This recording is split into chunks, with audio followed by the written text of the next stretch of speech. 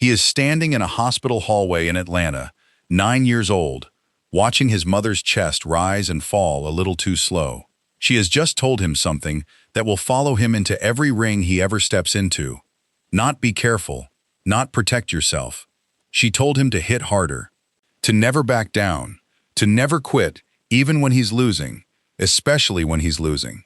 He doesn't know it yet, but that one sentence, from an exhausted single mother who cooked meals for strangers all day to feed 9 children, is about to build the most durable heart heavyweight boxing has ever seen. This is the story of a boy nicknamed Chubby, who was too gentle to fight back when bullies came for him. A boy who lost and lost and lost to the same kid 3 times before he finally won. A man who would go on to become the only boxer in history to win the Undisputed championship in 2 different weight classes. A man who beat Mike Tyson when nobody, not the odds makers, not the boxing writers, not even some of his own trainers, believed he had a chance. And a man who, after making over $200 million, would stand in front of a 109-room mansion and watch it get taken from him. By the end of this story, you're going to understand why they called him the real deal. Not because it sounded good on a poster, because he earned it, piece by piece, loss by loss, in a life that never once made things easy for him.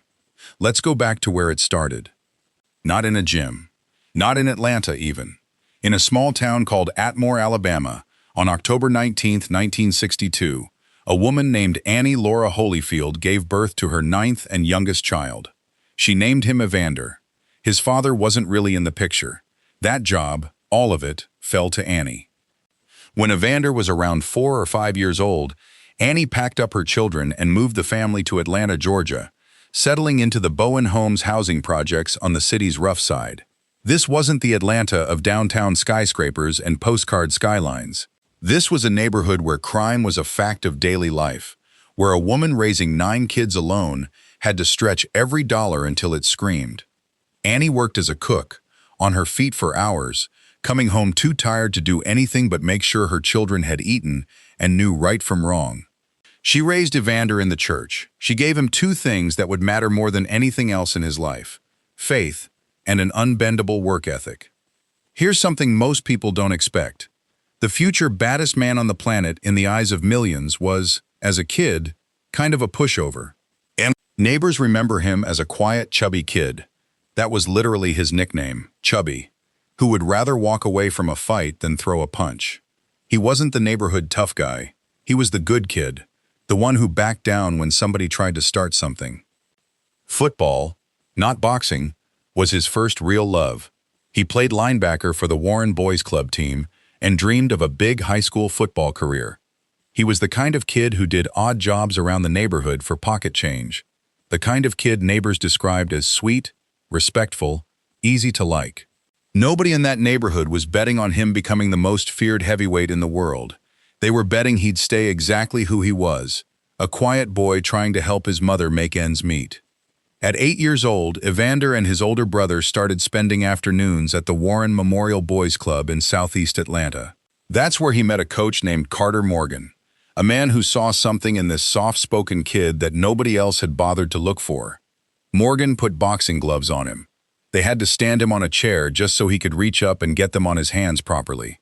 It took him 2 months just to learn to tie them right. And then something happened that most biographies skip right over, because it doesn't fit the born champion narrative. There was another boy at the club, a kid named Cecil Brown. Cecil beat Evander. Then Cecil beat Evander again. Twice. This bigger, more experienced boy handed Evander a loss in front of everyone. It humiliated him enough that he wanted to quit, actually walk away from boxing for good. This is the part of the story that actually explains everything that came after. Because Evander didn't quit. He went back a 3rd time to fight Cecil Brown, and he won.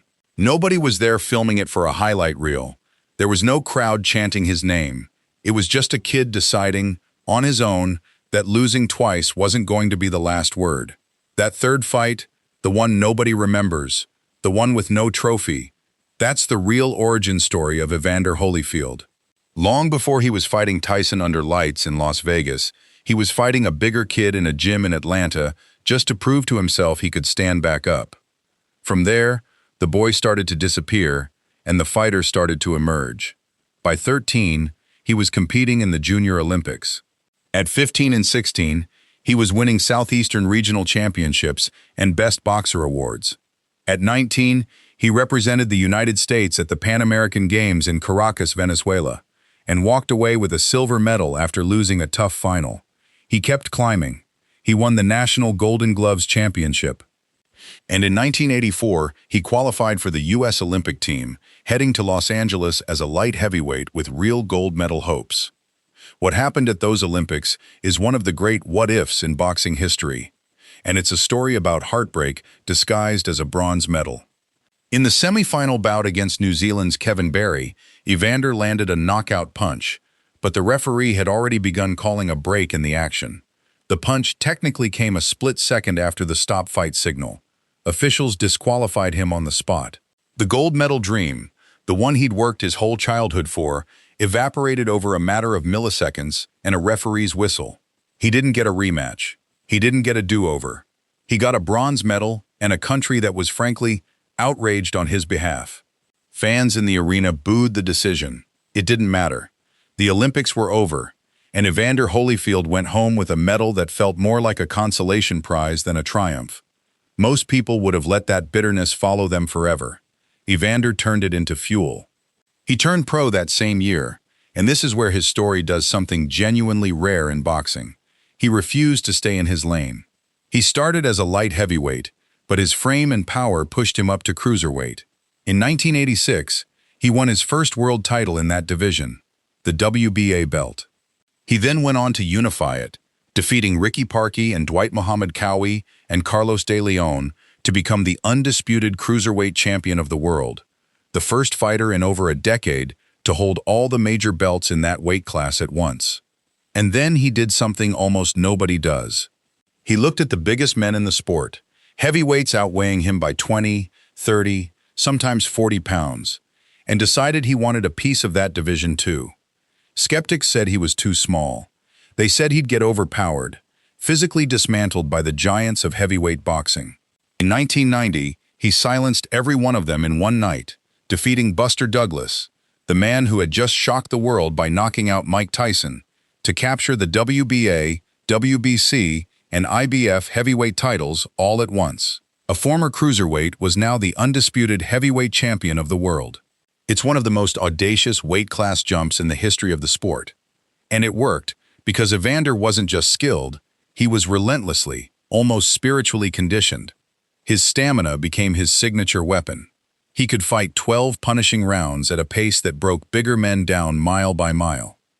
He defended his title against legends like George Foreman and Larry Holmes, proving his win over Douglas wasn't a fluke. But boxing has a way of humbling even the most disciplined champions, and in 1992, Riddick Bowe took his title from him, in a fight so brutal and so good, it's still studied by fight fans today. Evander got it back the following year, becoming a two-time heavyweight champion. Then he lost it again, to Michael Moorer in 1994. By the mid-1990s, the boxing world had started writing a familiar obituary: great champion, aging out, time to step aside. Nobody wrote that obituary louder than the people around Mike Tyson. By 1996, Tyson had been out of prison for a couple of years and was rebuilding his terrifying reputation, blowing through opponents in minutes. When Evander Holyfield was announced as his next opponent, almost nobody in the sport gave him a real chance. He was considered too old, too shop-worn, too far past his physical peak. Vegas oddsmakers had him as a heavy underdog. Some analysts worried openly about his safety in the ring. What they didn't know, what almost nobody knew, was that Holyfield had been dealing with a serious heart problem years earlier that had briefly put his entire career in jeopardy. He had been diagnosed with a heart condition that doctors said could end his career, maybe worse. He didn't talk about it much publicly at the time. He leaned on his faith, sought further medical opinions, and eventually was cleared to fight again. That quiet health scare, one most fans never fully knew the weight of, sat behind every single punch he threw for the rest of his career. On November 9, 1996, Evander Holyfield walked into the ring against a man the world considered nearly unbeatable, And across 11 rounds, he did something nobody predicted. He outwilled him. He outfought him. In the 11th round, Tyson was knocked down and the fight was stopped. Evander Holyfield had become the first boxer since Muhammad Ali to win a world heavyweight title 3 separate times. The Ring magazine called it both the Fight of the Year and the Upset of the Year. It remains one of the most stunning results in heavyweight boxing history. The rematch, 7 months later, is the fight most people actually remember, for reasons that have almost nothing to do with boxing skill. In the 3rd round, Mike Tyson bit down on Evander's right ear, tearing off a piece of it in front of a stunned MGM Grand crowd and a pay-per-view audience of millions. Tyson was disqualified. The image of Holyfield stumbling around the ring, blood running down his neck, became one of the most replayed moments in sports history. And it's worth remembering that behind that chaos was a real man who nearly lost part of his body in front of the entire world, for no reason anyone has ever fully explained. 2 years later, in 1999, Evander stepped into the ring with Lennox Lewis to unify the heavyweight championship. A fight so significant, it should have had a clean, decisive ending. Instead, it ended in a controversial draw that many ringside observers and journalists felt Lewis had actually won. The rematch came 8 months later, and this time Lewis won clearly on the scorecards. Still, Holyfield kept fighting, kept chasing history, eventually claiming a version of the heavyweight title a 4th separate time in 2000, a feat no other heavyweight champion has matched. He didn't stop there either. He kept fighting into his 40s, well past the age most heavyweights retire, taking on the likes of John Ruiz and Larry Donald, chasing one more shot at being undisputed champion again. He never fully got it, but he also never stopped trying, competing professionally until 2011, closing out a career that spanned nearly 3 full decades. Now here's the part of the story that a lot of highlight reels leave out entirely. Because inside the ropes, Evander Holyfield was one of the most disciplined men who ever lived. Outside of them, his life was a lot messier. He earned an estimated $250 million over the course of his career. And by his 50s, most of it was gone. He built an almost unbelievable 109-room, 54,000-square-foot mansion outside Atlanta called Villa Vittoriosa. 235 acres, 17 bathrooms, 3 kitchens, a bowling alley, a movie theater that seated over 100 people. The upkeep alone reportedly cost around $1 million a year. Between failed business ventures, extravagant spending, and a mountain of legal and financial obligations, the money didn't last. In 2008, the estate went into foreclosure over roughly $14 million in debt. He was eventually forced out, and the mansion sold at auction for a fraction of what he owed.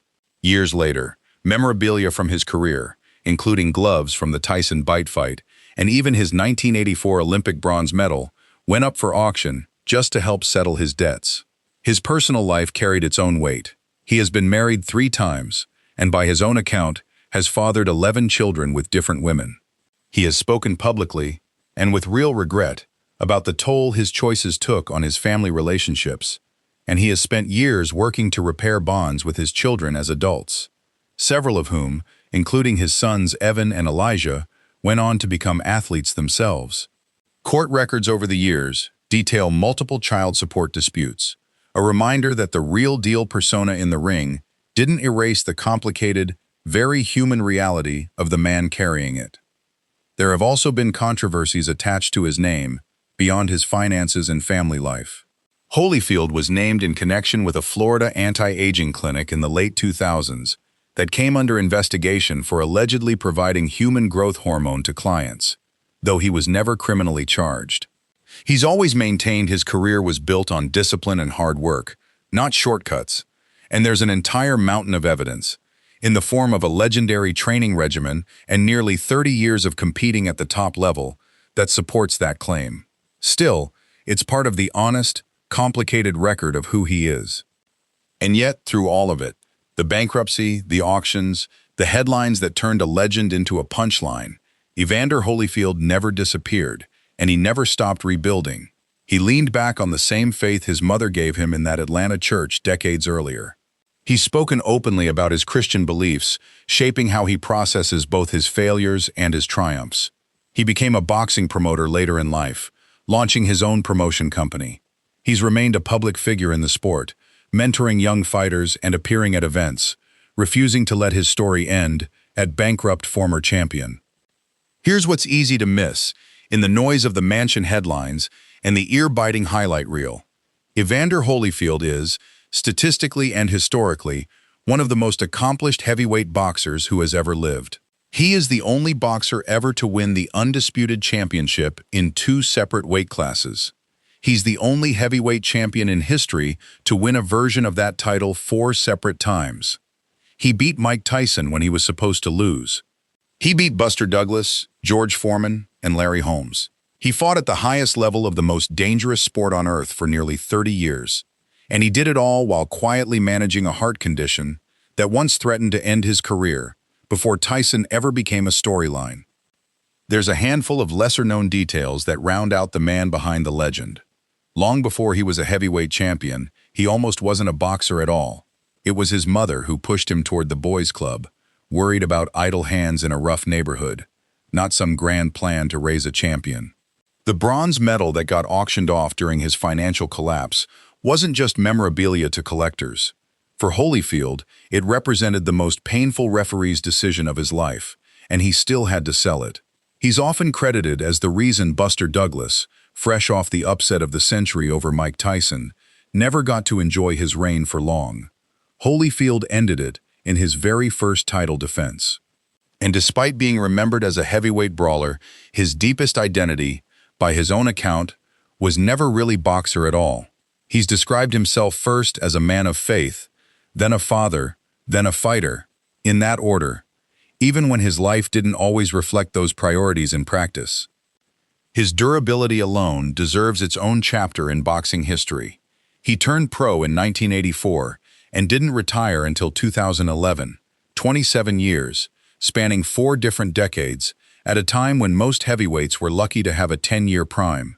He shared the ring with an entire generation of legends: Foreman, Holmes, Bowe, Moorer, Tyson twice, Lewis twice, and half a dozen other world-class heavyweights, absorbing punishment from some of the hardest hitters the sport has ever produced, and somehow always finding his way back into title contention. Trainers who worked with him often pointed to the same thing: not raw power, not freakish size, but a conditioning regimen so brutal and so consistent that by the late rounds, when everyone else was running on fumes, Holyfield was just getting started. That's the piece of the legacy that outlasts the scandals and the financial headlines. Ask boxing historians who the most complete heavyweight of the modern era is, and Holyfield's name comes up in nearly every conversation. Not because he was flawless, but because he proved, fight after fight, that heart and preparation could outduel size and reputation. Young fighters still study his footwork against bigger men. Trainers still reference his conditioning as a gold standard, and every time a boxing analyst talks about a granite chin or a fighter who refuses to fold, somewhere in that comparison is the ghost of a night in 1996, when a supposedly washed-up underdog walked into the ring with Mike Tyson and simply refused to lose. And maybe that's the real story here. Not the mansion, not the bite, not even the money. The real story is a kid who lost to Cecil Brown twice and came back a third time. A kid disqualified out of an Olympic gold medal by a fraction of a second, who turned that heartbreak into a 15-year reign at the top of 2 different weight classes. A man who lost his fortune and his home and kept showing up anyway, because showing up, over and over, no matter what the scoreboard says, was the only thing his mother ever really taught him to do. Evander Holyfield's story isn't a fairy tale. It's something better than that. It's proof that being the real deal was never about winning every round. It was about refusing to stay down. If this story moved you the way it moved us to tell it, hit that subscribe button and turn on notifications, because we've got more untold legends coming your way. The stories behind the headlines, the humans behind the highlight reels. Drop a comment and tell us who we should cover next. And if you know someone who needs a reminder that getting knocked down isn't the end of the story, send this one their way.